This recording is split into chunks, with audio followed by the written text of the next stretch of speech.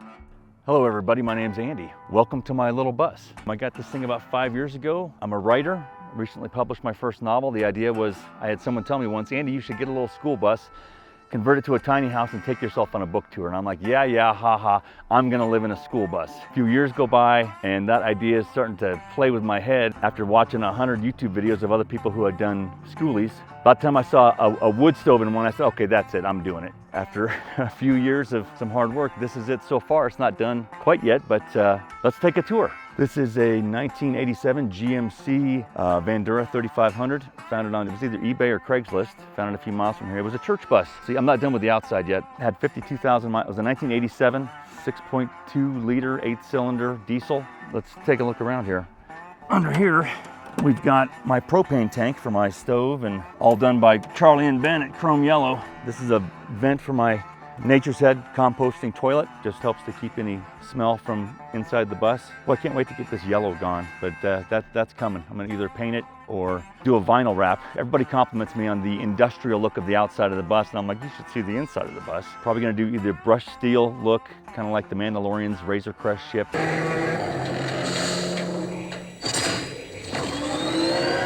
Basically just Mad Max the shit out of it. Let's take a walk around, shall we?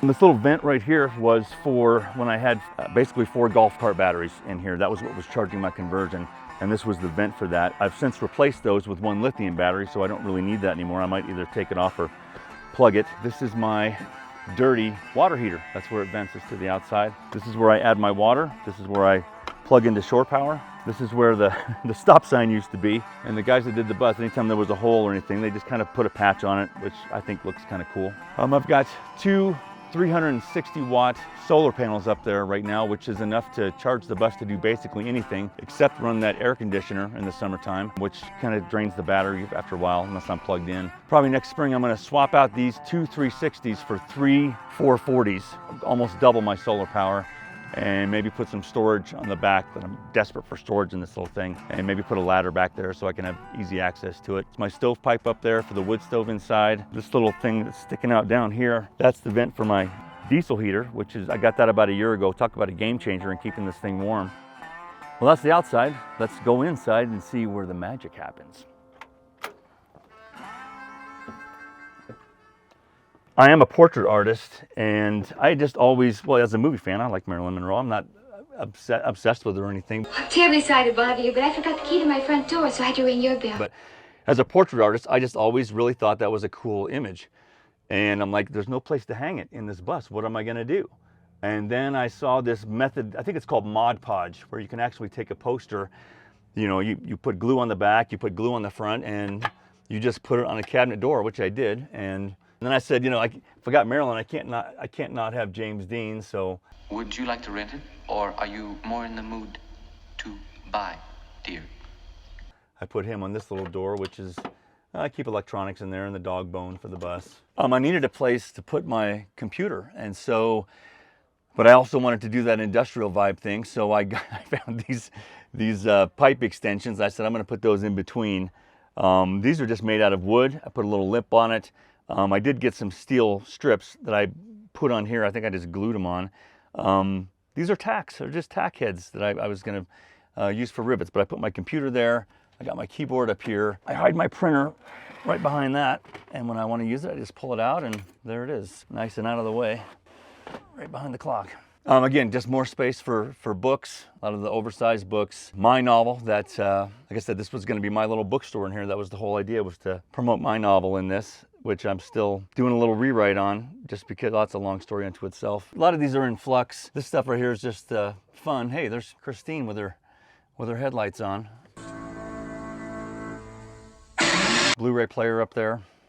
Which leads me to what I watch in here. I actually had a massive Blu-ray library that was never going to fit in here. So I'm like, how can I compress this library? I started designing my own Blu-ray covers with images off the internet for a Spielberg collection or a Hitchcock collection, a John Carpenter collection. I did compress the library, but the guys that helped me with the conversion, we were going to build shelves for it right here, but the guys that did the conversion said, Andy, that's going to be problematic. Instead of doing that, why don't we do this?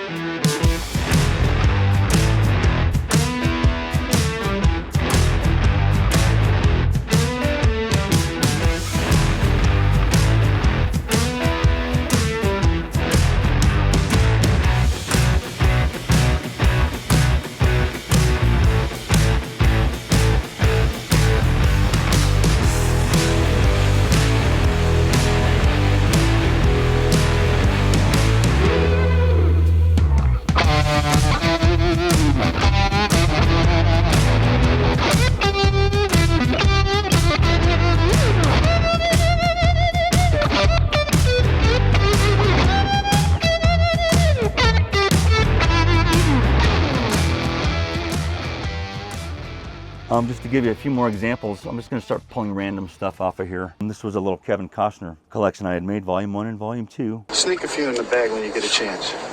We swipe enough free shit, we might even pay for this fiasco.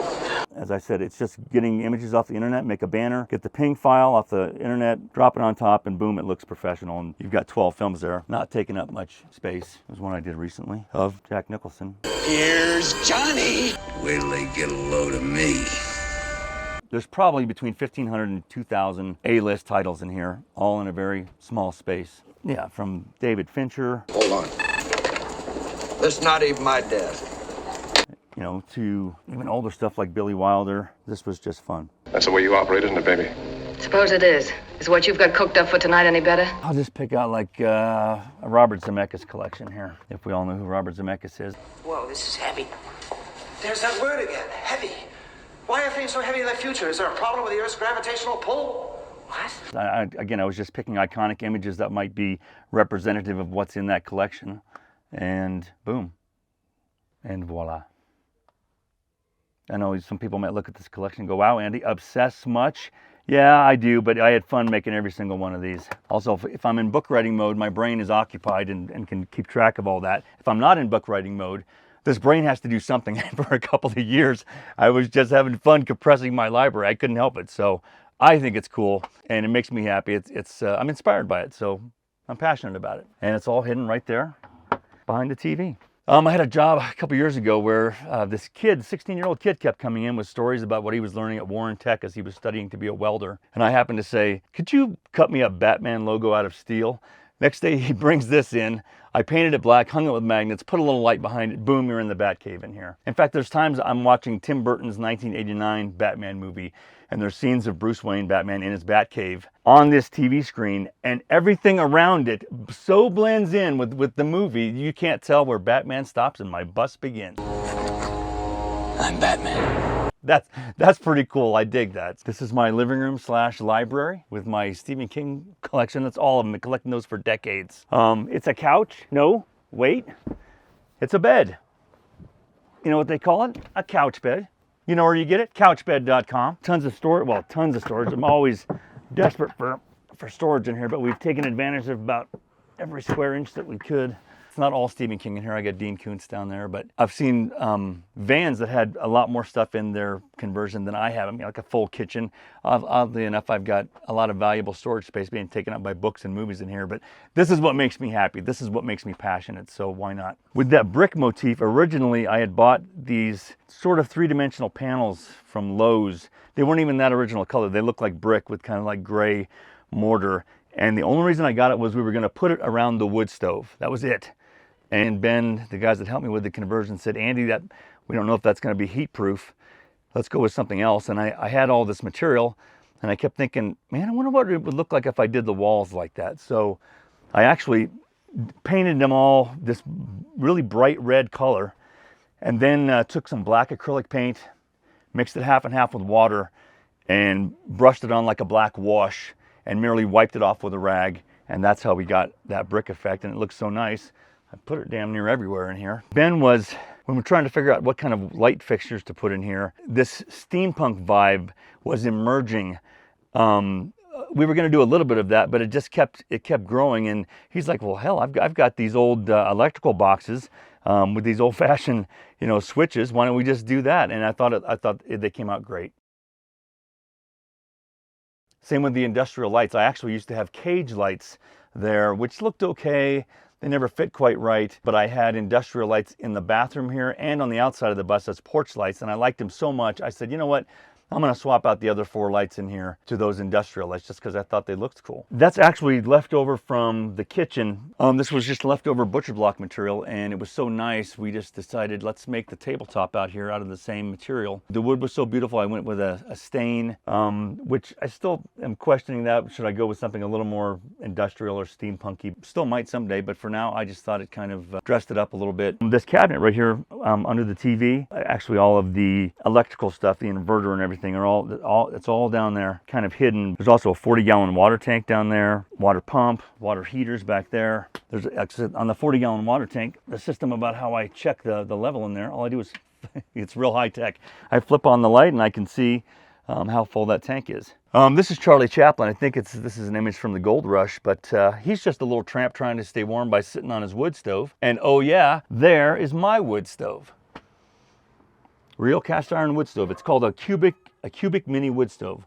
I think it's because the big one's 12 by 12 by 12. This one's a little bit smaller, but that thing, I can cook myself out of here with that little wood stove right there. And again, we were going to go with that brick material behind it, but we didn't think it would take the heat, so we just went with steel. Even this ceiling in here, this is not the original ceiling of the bus. When I gutted this thing, I gutted it down to nothing. Took out the windows and the seats and the floors and the walls, and what was in here originally, well, like I said, it was down to nothing. And then Charlie and Ben did, I think there's 3.5 inches of spray foam insulation behind the walls. That's why in the wintertime it stays nice and toasty in here. Originally I was going to use like 3-dimensional tiles, copper or silver, something like that.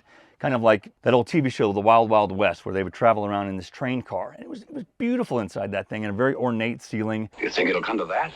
Mr. Barkley, could very easily come to that.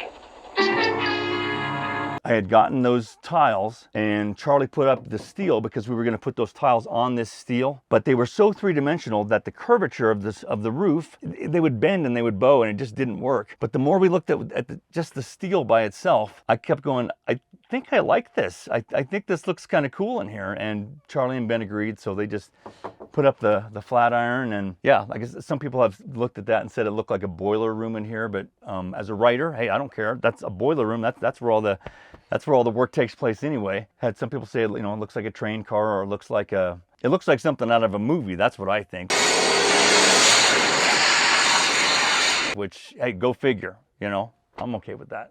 The floor, this is just vinyl. It's made to look like wood. Again, if I had known I was going to go so steampunky and industrial, I might have picked up something else. It's probably dirty right now because we've been doing work in here. But yeah, there's a 3/4 inch plywood underneath that. There's insulation under that just to try to keep it warm in here. While this bus stays pretty nice and toasty in the wintertime, sometimes the floor does get a little cold.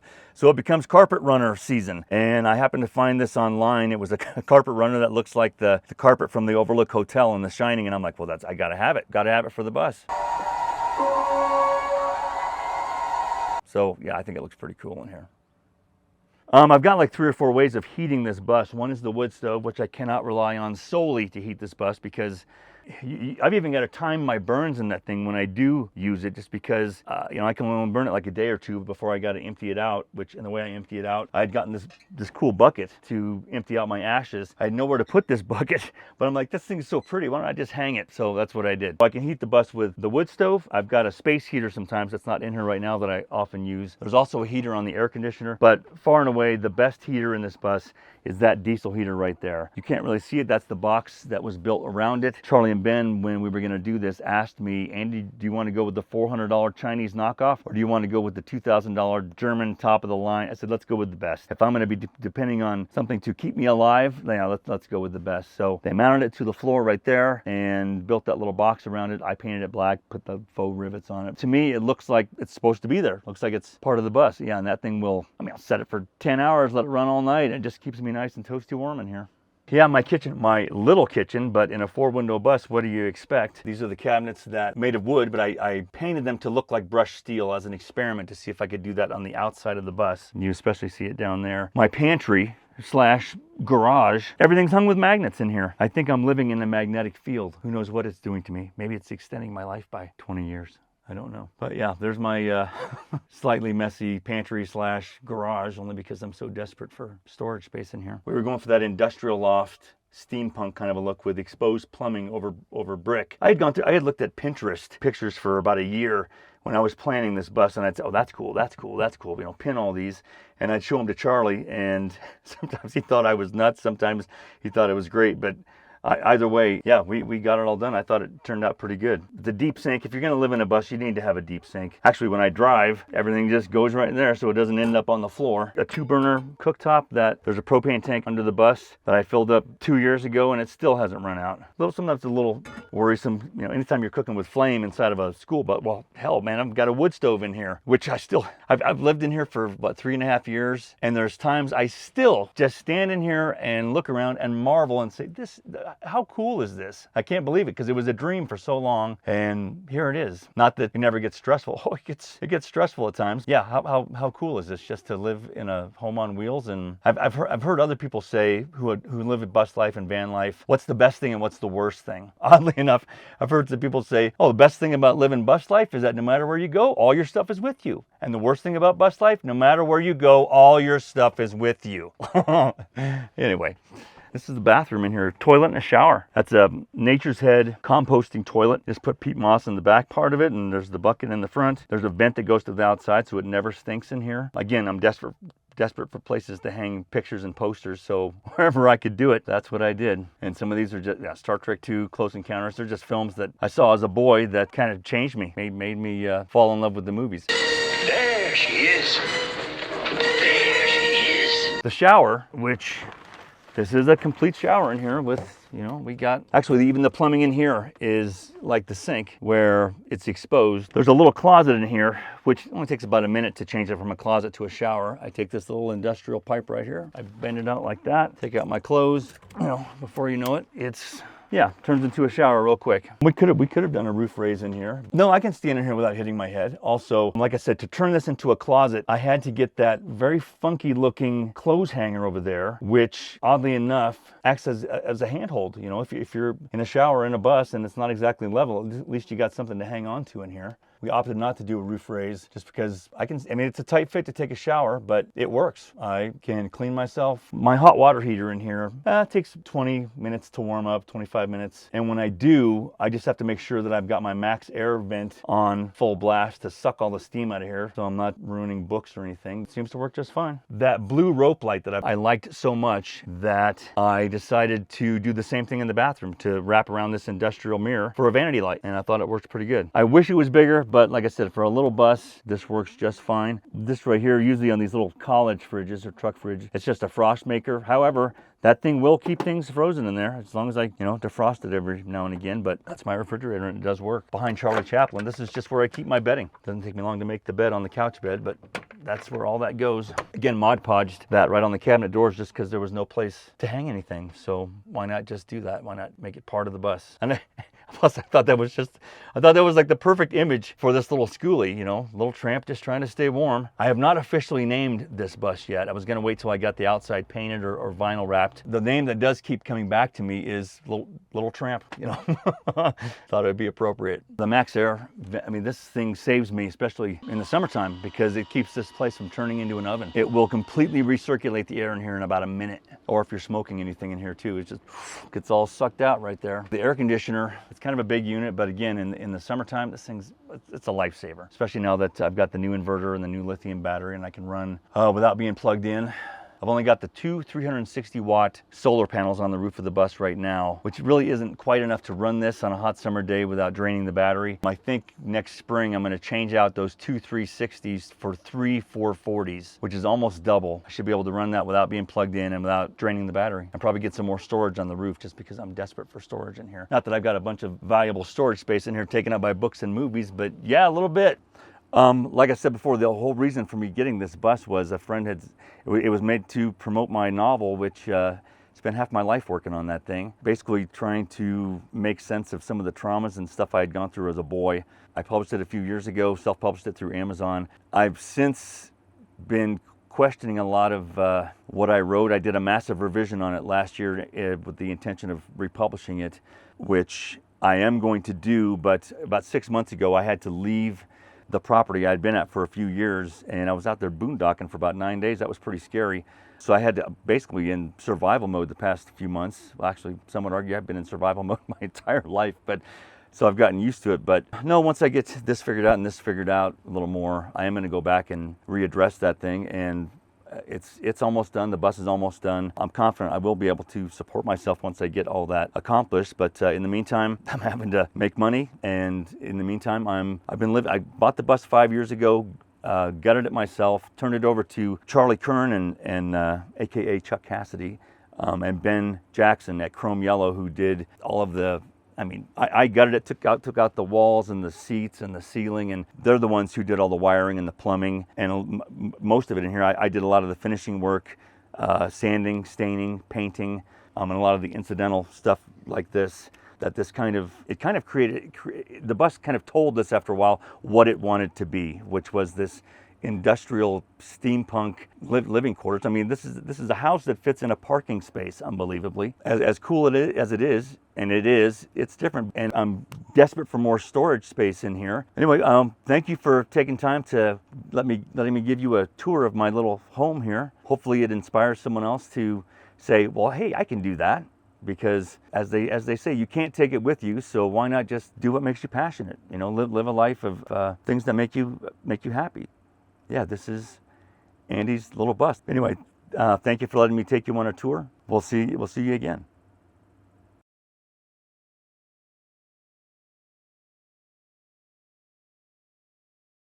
Yeah, my novel, I keep them up here. This is like my little store of my hardback copies of it. And all the books in here are kept in by these pieces of steel, and then they just go up with magnets just like that. Yeah, this thing came out pretty nice. Like I said, it's been half my life on this. I could tell you what it is available on Amazon right now. I don't stand by this version anymore because I was still even though I was trying to expose some of the toxic things of the Christianity I was raised in, which I said I still kind of hung on to my faith, and this was an attempt to deconstruct a lot of it. I was still too damaged and affected by some of that stuff, and I don't really stand by it anymore. So as I'm trying to figure out my own faith and what I believe, anyway, if you are interested, it is still available on Amazon. This version is not going to be available for much longer, but while it is, you know, if you wanted to grab an early copy, they're still on there. I could tell you what it's about, give you my elevator speech, or I could just read the jacket copy on the back because I think it's a better example of what it is. Why don't I go over here, grab a seat, and yeah, Brooding by Andy Williamson. Nicholas Goodfellow is not the devil, but he knows him. When the high-ranking aristocratic demon first spies his new mission, a 5-year-old orphan named Tyler Davis, he is insulted. But when he sees that his former friend, General Valiant, one of heaven's mightiest warriors, has been charged with the boy's keep, he knows that something is afoot. Tyler knows nothing of these spiritual beings. As the tender-hearted lad grows up under the twisted rule of his dictatorial grandmother, experiencing physical, emotional, and religious abuse, he runs away at the age of 16, collapses on the highway, and is adopted by a benevolent gang of Colorado bikers known as the Brood. Within this family, made up of wounded souls like himself, Tyler first begins to trust, falls in love, and learns some very effective ways of shutting out the past. But running from demons, psychological or otherwise, is a tricky business. Sooner or later they must be faced. As Tyler does so, he becomes aware of the spiritual battle going on around him, a bloody war for his soul which will leave none of the Brood unchanged. This very human story is about forgiveness, redemption, letting go of the past, and how God can offer beauty for ashes to the most broken-hearted soul. It is a story for the walking wounded. It is a story for us all.